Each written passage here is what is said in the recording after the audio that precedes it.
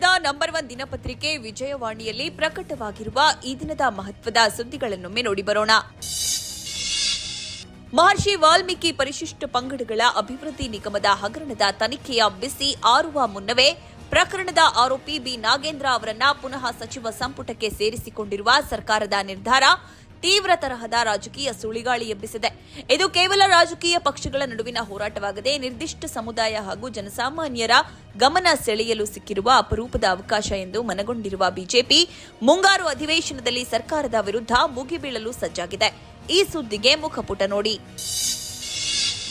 ರಾಜ್ಯದಲ್ಲಿ ವಿದ್ಯುತ್ ಚಾಲಿತ ವಾಹನಗಳ ಬಳಕೆ ದಿನೇ ದಿನೇ ಹೆಚ್ಚಾಗುತ್ತಿರುವ ನಡುವೆಯೇ ವಿದ್ಯುತ್ ಮೂಲಸೌಕರ್ಯ ಹಾಗೂ ಸರಬರಾಜು ವ್ಯವಸ್ಥೆಯಲ್ಲಿ ಮಹತ್ತರ ಬದಲಾವಣೆ ತರಲು ರಾಜ್ಯ ವಿದ್ಯುತ್ ಶಕ್ತಿ ನಿಯಂತ್ರಣ ಆಯೋಗ ಮುಂದಾಗಿದೆ.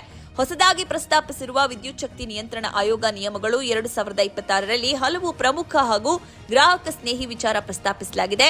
ಗ್ರಾಹಕರಿಗೆ ಹೆಚ್ಚು ಅನುಕೂಲ ಮಾಡಿಕೊಡುವ ಮತ್ತು ಇವಿ ವಾಹನಗಳ ಬಳಕೆ ಪ್ರೋತ್ಸಾಹಿಸುವ ಉದ್ದೇಶದಿಂದ ಬೃಹತ್ ಕಟ್ಟಡಗಳಿಗೆ ಇವಿ ಚಾರ್ಜಿಂಗ್ ಸ್ಟೇಷನ್ ಅಳವಡಿಕೆ ಕಡ್ಡಾಯಗೊಳಿಸಲಾಗಿದೆ. ಈ ಸುದ್ದಿಗೆ ಮುಖಪುಟ ನೋಡಿ.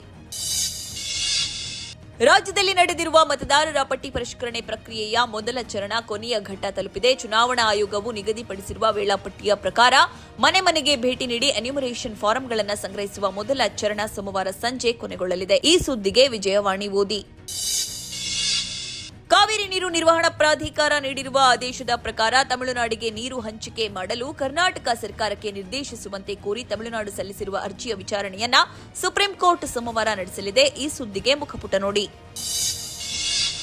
ಇದೇ ವರ್ಷ ಜೂನ್ನಲ್ಲಿ ನಡೆದಿದ್ದ ಯುಜಿಸಿ ನೆಟ್ನ ಇಂಗ್ಲಿಷ್ ವಾಣಿಜ್ಯ ಮತ್ತು ಸಮಾಜಶಾಸ್ತ್ರ ಪ್ರಶ್ನೆ ಪತ್ರಿಕೆಗಳಲ್ಲಿ ವ್ಯಾಕರಣ, ಕಾಗುಣಿತ, ಅನುವಾದ ದೋಷ ಹಾಗೂ ಗೊಂದಲಮಯ ಆಯ್ಕೆಗಳು ಸೇರಿ ಹಲವು ಗಂಭೀರ ತಪ್ಪುಗಳು ಕಂಡುಬಂದ ಹಿನ್ನೆಲೆಯಲ್ಲಿ ಈ 3 ವಿಷಯಗಳಿಗೆ ಮರುಪರೀಕ್ಷೆ ನಡೆಸಲು ರಾಷ್ಟ್ರೀಯ ಪರೀಕ್ಷಾ ಸಂಸ್ಥೆ ನಿರ್ಧರಿಸಿದೆ. ಈ ಸುದ್ದಿಗೆ ಮುಖಪುಟ ನೋಡಿ. ಸಬ್ ರಿಜಿಸ್ಟ್ರಾರ್ ಕಚೇರಿಯ ಕಾವೇರಿ 2.0 ತಂತ್ರಾಂಶದಲ್ಲಿ ದಸ್ತಾವೇಜು ನೋಂದಣಿ ಪ್ರಕ್ರಿಯೆಯನ್ನು ಸಂಪೂರ್ಣ ಡಿಜಿಟಲ್ ರೂಪದಲ್ಲಿ ಜಾರಿಗೊಳಿಸುವ ಉದ್ದೇಶದಿಂದ ರಾಜ್ಯಾದ್ಯಂತ ಪೇಪರ್ಲೆಸ್ ನೋಂದಣಿ ಪ್ರಕ್ರಿಯೆ ವಿಸ್ತರಿಸಲು ಕಂದಾಯ ಇಲಾಖೆ ಸಜ್ಜಾಗ್ತಾ ಇದೆ. ಈ ಸುದ್ದಿಗೆ ಇಂದಿನ ಸಂಚಿಕೆ ಓದಿ.